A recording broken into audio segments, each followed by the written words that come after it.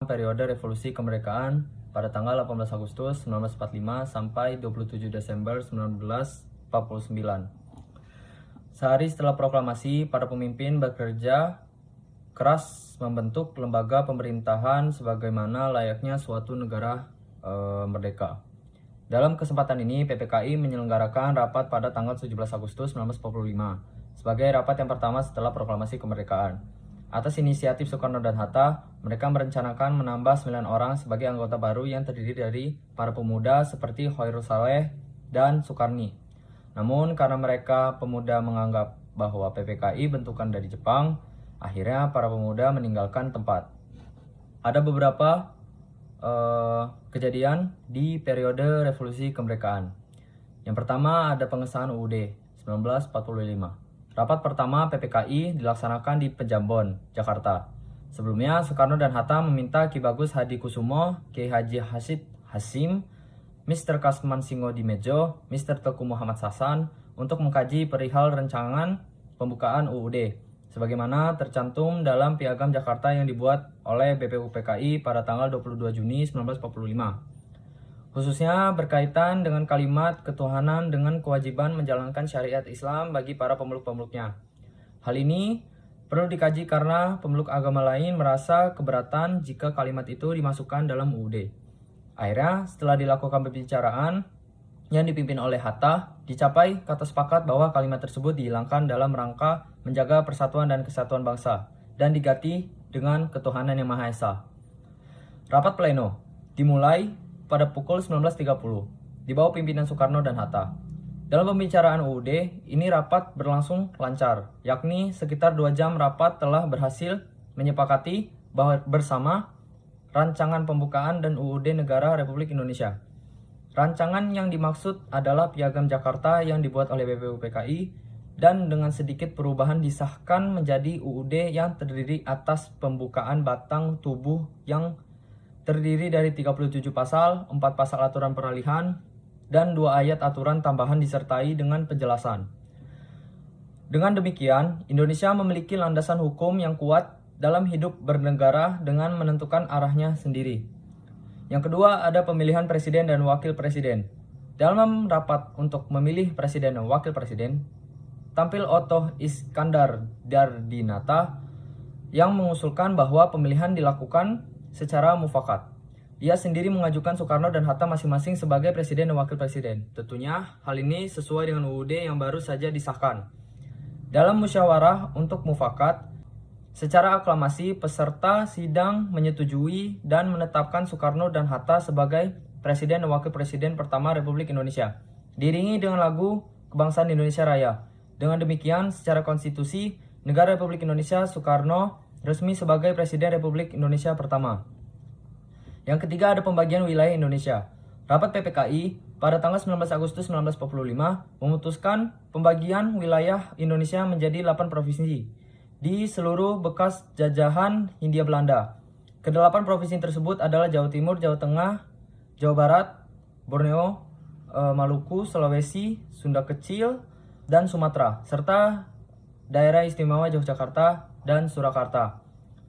4. Pembentuk kementerian. Setelah rapat menetapkan wilayah panitia kecil yang dipimpin oleh Mr. Ahmad Subadjo, menyampaikan laporannya diajukan oleh panitia kecil itu adanya 12 kementerian dan 4 kementerian negara. Departemen Dalam Negeri, Luar Negeri, Kehakiman Keuangan, Kemakmuran, Kesehatan, Pengajaran, Pendidikan, dan Kebudayaan, Departemen Penerangan dan Departemen Sosial, Pertahanan, Perhubungan, dan Departemen Pekerjaan Umum. Yang kelima ada pembentukan KNIP. Tanggal 22 Agustus 1945, PPKI menyelenggarakan rapat pembentukan KNIP atau Komite Nasional Indonesia Pusat yang akan menggantikan PPKI. Soekarno-Hatta mengangkat 135 orang anggota KNIP yang mencerminkan keadaan masyarakat Indonesia.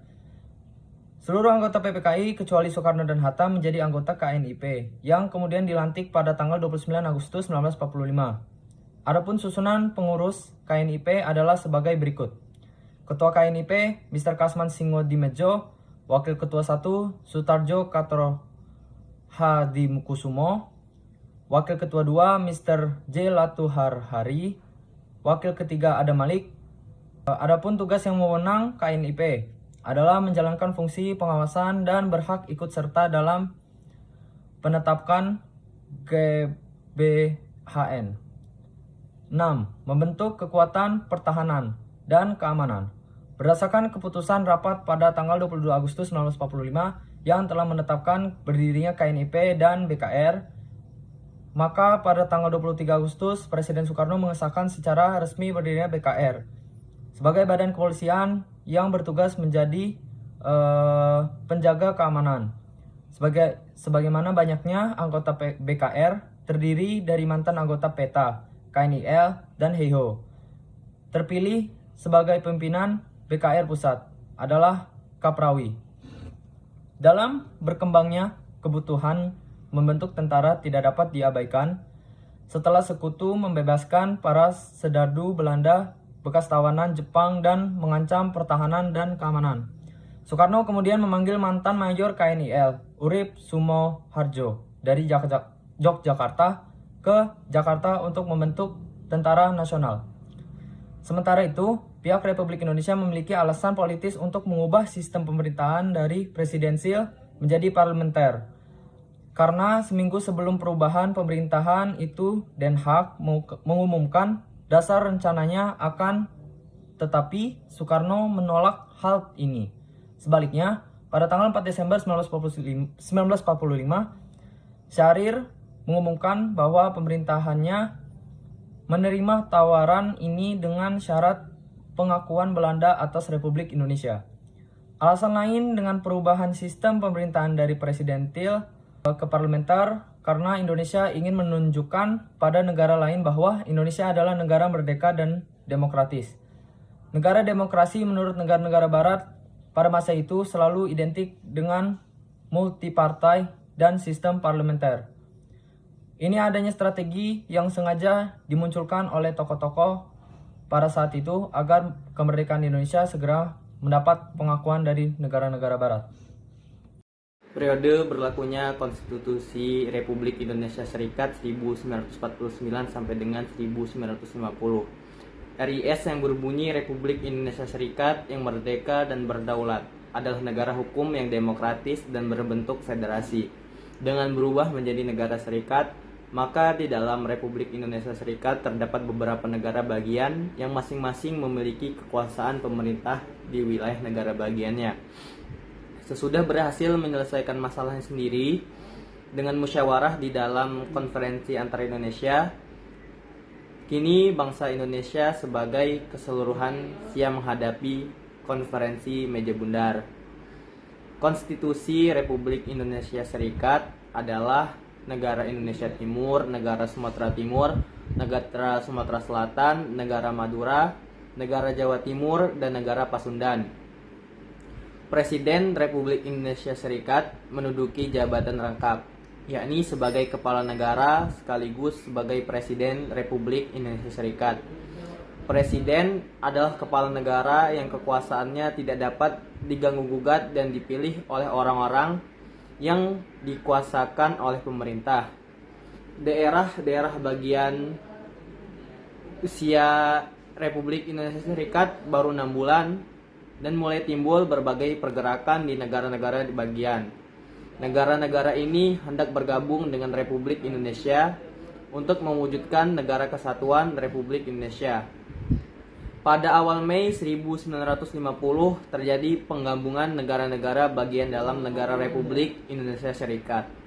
Sehingga hanya tinggal 3 negara bagian, yaitu negara Republik Indonesia, negara Indonesia Timur, dan negara Sumatera Timur. Perkembangan berikutnya adalah munculnya kesepakatan antara Republik Indonesia Serikat yang mewakili negara Indonesia Timur dan negara Sumatera Timur dengan Republik Indonesia untuk kembali ke bentuk negara kesatuan. Untuk mengubah negara serikat menjadi negara kesatuan diperlukannya suatu undang-undang dasar negara kesatuan. Dengan demikian, sejak itu Konstitusi RIS 1949 diganti dengan Undang-Undang Dasar Serikat 1950 dan terbentuklah kembali Negara Kesatuan Republik Indonesia. UUDS ini disahkan pada tanggal 15 Agustus 1950 dan mulai berlaku pada tanggal 17 Agustus 1950. Dengan demikian, mulai saat itu bergantilah susunan negara serikat menjadi bentuk susunan negara kesatuan, di mana Soekarno tetap menjadi Presiden Republik Indonesia Negara Kesatuan dan Hatta menjadi Wakil Presiden. Setelah Indonesia kembali menjadi Negara Kesatuan Republik Indonesia sampai tahun 1959. Demokrasi Indonesia menganut demokrasi liberal. Sistem pemerintahannya juga liberal. Semenjak tahun 1950, Indonesia dibagi menjadi 10 daerah provinsi yang otonom. Dalam kurun waktu itu telah terjadi jatuh bangun kabinet hampir setiap tahun, sampai berakhirnya UUDS tahun 1950. Terdapat 7 kabinet yang memerintah. Kabinet tersebut adalah 1. Kabinet Natsir dari September 1950 sampai Maret 1951. Kedua, Kabinet Sukiman dari April 1951 sampai Februari 1952. Ketiga, Kabinet Wilopo dari April 1952 sampai 1953. Keempat, Kabinet Ali Sastro Amit Djodjo dari Juli 1953 sampai 1955. Kelima, Kabinet Burhanuddin Harahap dari 1955 sampai 1956. Keenam, Kabinet Ali Sastro Ami Djodjo II dari Maret 1955 sampai 1957, dan yang terakhir Kabinet Juanda 1957 sampai 1959. Perdebatan Konstituante dan Dekret Presiden 5 Juli 1959, masa demokrasi terpimpin. Setelah Badan Konstituante dianggap tidak dapat bekerja dengan baik, maka Kabinet Juanda pada tanggal 10 Februari 1959 menyelenggarakan sidang kabinet dan menghasilkan suatu keputusan untuk melaksanakan ide demokrasi terpimpin, yakni melalui cara kembali dengan Undang-Undang Dasar 1945. Kabinet kemudian mengeluarkan keputusan resmi pada tanggal 19 Februari 1959 dengan nama Putusan Dewan Menteri mengenai pelaksanaan demokrasi terpimpin dalam rangka kembali ke Undang-Undang Dasar 1945. Melihat keadaan konstituante yang semula menjadi harapan rakyat untuk menciptakan stabilitas politik, sudah tidak diharapkan lagi untuk menyusun Undang-Undang Dasar menggantikan Undang-Undang Dasar sementara 1950. Keadaan sangat mengganggu stabilitas politik dan pemerintahan yang dianggap dengan membahayakan bagi kelangsungan ketatanegaraan Republik Indonesia. Oleh karenanya, dibutuhkan model pemerintahan yang baik, yakni model demokrasi terpimpin. Atas dasar itulah Presiden Soekarno mengeluarkan dekret pada tanggal 5 Juli 1959. Adapun isi dekret tersebut adalah: 1. Dibubarkannya konstituante. 2. Berlakunya kembali UUD 1945 dan tidak berlakunya UUD 1950. 3. Dibentuknya MPRS dan DPAS. Berlakunya kembali UUD 1945 melalui dekret Presiden 5 Juli 1959 ternyata diterima baik oleh rakyat Indonesia. Bahkan DPR secara aklamasi menyatakan diri bersedia untuk bekerja atas dasar UUD 1945. Dengan demikian, maka dimulailah babak baru ketatanegaraan RI di bawah payung demokrasi terpimpin.